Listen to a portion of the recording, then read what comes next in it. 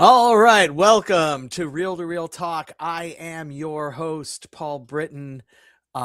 We've got movie reviews, and really it's just one movie review, singular, because only one major release came out this weekend, and then Backrooms did a sort of like, hey, we're adding 15 minutes to our movie, and my son and I went and saw that. I'll give a really quick thought on that. So let's start with Minions and Monsters. Apparently just making $1 billion every drop of a movie means that you get to make them for as long as you possibly want, and we know this to be true. If we know anything about Hollywood, it's if you make $1 billion in a movie, we will happily make whatever it is you want to make again going forward. So I do want to talk box office really quick, and the thing with Minions and Monsters. So 4th of July weekend is usually a huge movie weekend because people are off, people have vacation time. It's probably too hot outside potentially, but 4th of July weekend can have major can support major releases, and usually there's just one movie that comes out that's a major release during 4th of July weekend. And this weekend it was Minions and Monsters. Now, keep in mind, 2 weeks ago we had Toy Story 3 come out, and that had $150 million opening on a 3-day weekend. Minions and Monsters did $60 million on a 5-day weekend. It was released on a Wednesday, not a Friday, and that is not good.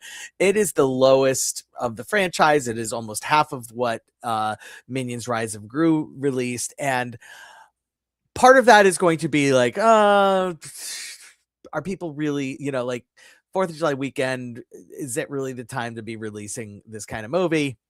I say yes. I don't think that, it being 4th of July weekend is a harbinger of bad things. I think 4th of July movies do very well on 4th of July weekend. Some of it is going to be, do people actually want a Minions movie again? Like, they had the Gentle Minions phenomenon with Minions Rise of Gru, where teenagers who, for whatever reason, love the Minions, probably more ironically than actually, were at the right age when the movie came out, and so they went out and like would get dressed up in like tuxedos and stuff to go see the Minions Rise of Gru, and there just wasn't that kind of like, oh, this is ironic and funny and we're gonna make it a crowd a flash mob type of thing by going to see Minions. It was the same effect of Chicken Jockey for the Minecraft movie, it was that effect, and that just didn't happen this time. And so, yeah, you're going to get a $60 million opening and 30 million over the weekend. And Toy Story 5 is right behind them. And not to play spoilers for what's going to happen next weekend, but Toy Story 5, out already 3 weeks now, is probably going to beat Minions and Monsters, which has only been out 1 weekend. I could be wrong. Maybe Minions and Monsters has good legs, but we'll see. And this is the interesting situation. I've never seen this with a mass release animated movie before, intended for kids, because Minions and Monsters is definitely a movie intended for kids. The critical Rotten Tomatoes, not a great metric, but still a metric. 91% fresh.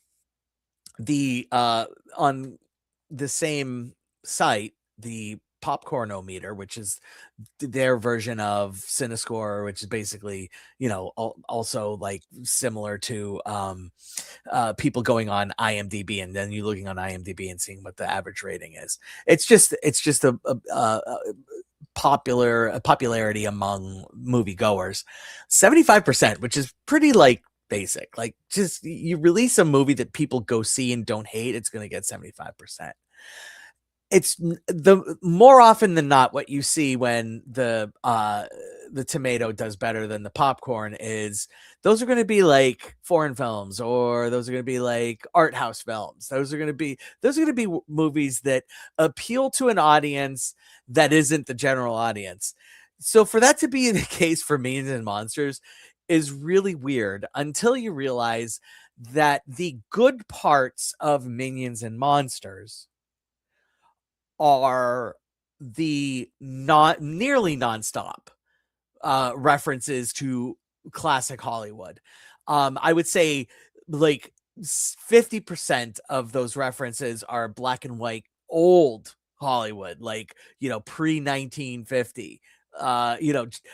Many, many, many references to silent films, and for a reason, because the idea behind the movie is three minions decide to break off from being the followers of big evil bad guys and try to make it in Hollywood.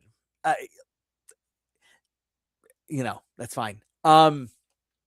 And so it's in Hollywood. It's during the, it's the classic sort of Singing in the Rain time frame where it's like right before the cutover from silent movies to talkies, and uh, the minions are huge, end up being huge, and like they end up sucking in all of their minion friends and end up being huge in silent movies, and then much like what we see with Singing in the Rain, with references to Singing in the Rain, because the minions speak in gibberish, it doesn't translate to the talkies, and then they lose everything, much like Singing in the Rain.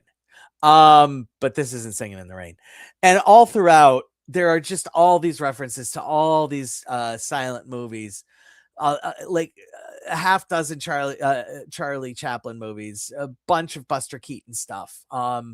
Just all these references are baked into this movie, and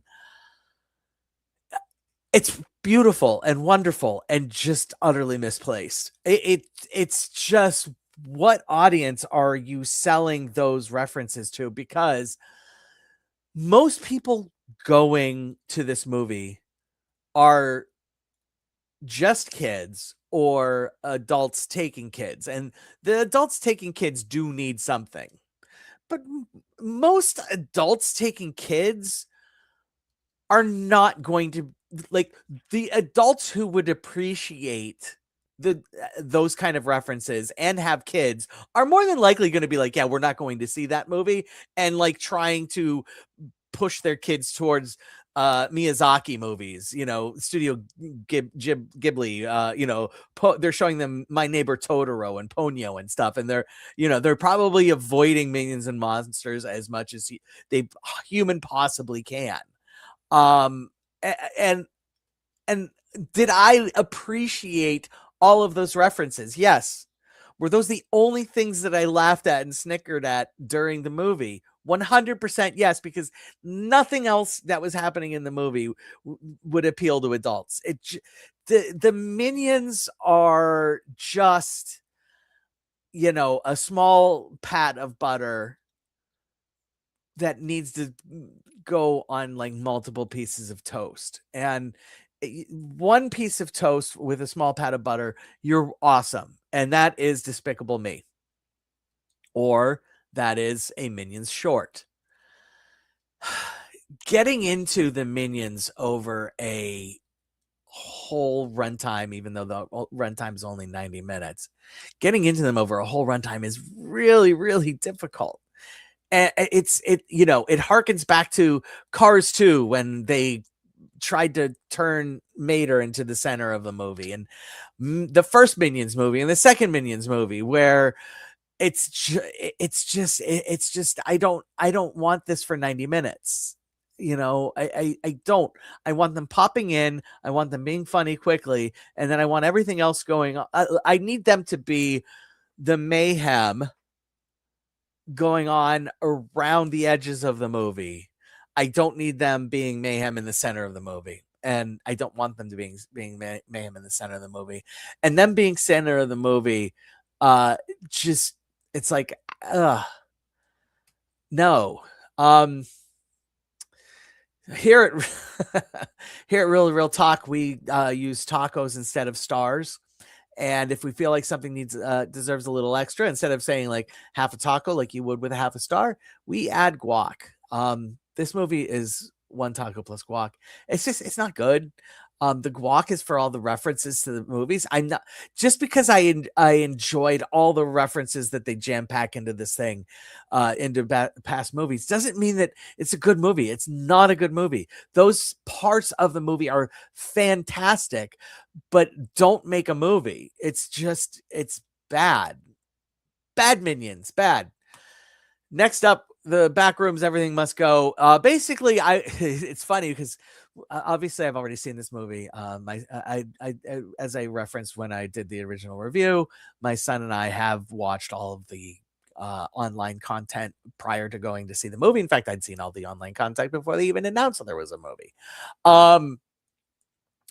And I was really excited. I thought what we were going to get was the main characters, like further immersion into the back rooms. And then the end of the movie came up, and my son and I looked at each other like, I was there anything different? No, there was nothing different. Okay, so you didn't know? No, I didn't know anything. You didn't know? No, we're good. Okay, pull out my phone. Where's the extra 15 minutes? Oh, it's at the end. It's at the, we have to stay through the credits. Okay, we'll stay for the credits. And there's 15 minutes tacked onto the end, which is basically two different uh YouTube shorts, like from Kane Parsons, like you would find if you went on YouTube looking for Backrooms. It was that, which is fantastic. Wonderful. I love getting those. I am so glad I got them. If you haven't seen Backrooms and you're interested, go now. Stay for the extra 15 minutes. See what it is at the end. And if you haven't watched the online content, hopefully those extra 15 minutes will make you want to go and watch the online content, because it's exactly what the online content is, which is just a lot of mood and a lot of tone, and but immersed and dipped in chocolate and wonderful.